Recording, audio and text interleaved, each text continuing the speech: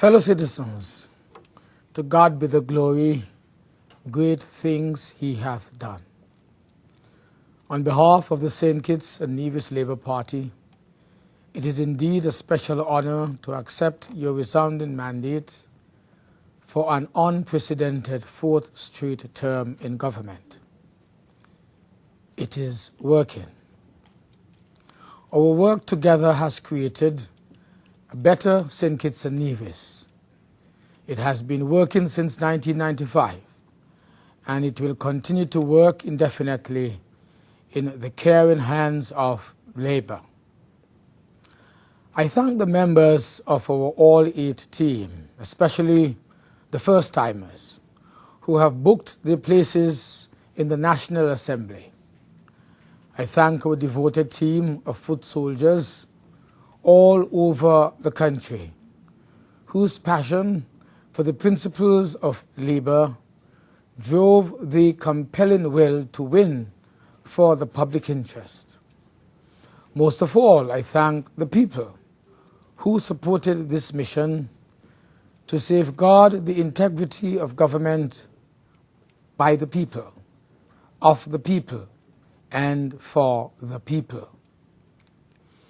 This is, in fact, your victory, a victory that has once again given your Labour Party the very proud distinction of the popular vote.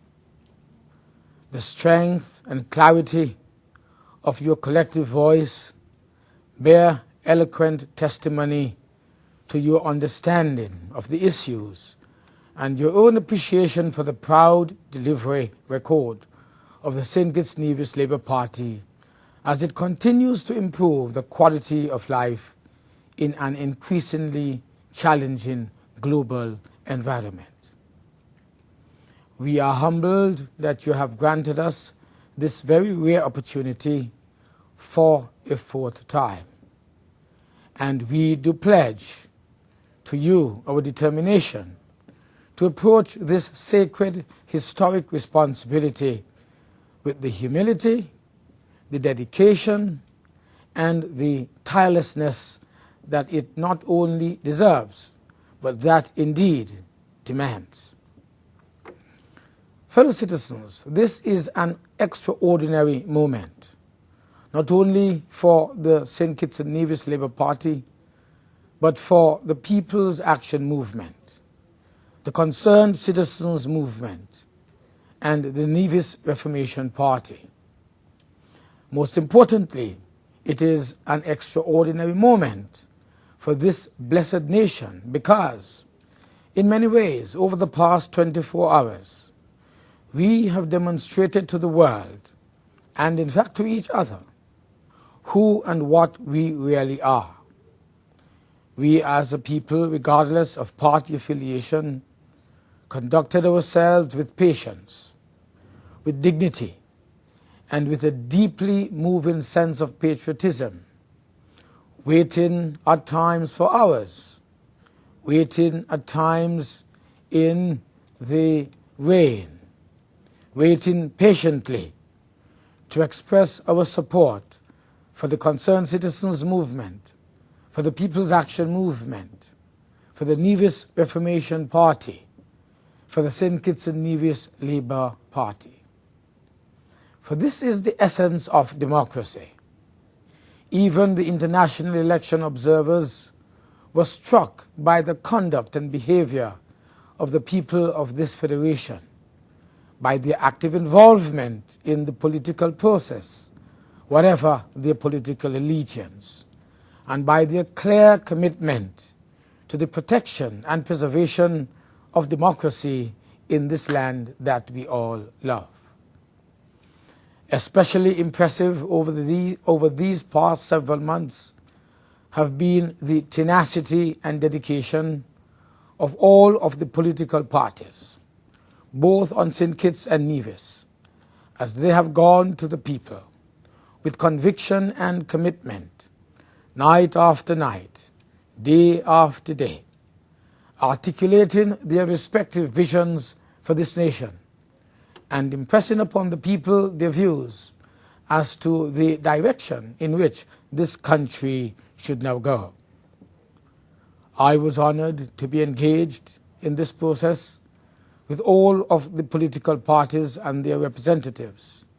And I do look forward to working with them in the months and years ahead in order to protect and empower the people we were elected to serve. All over the world, elections are times of heightened emotions.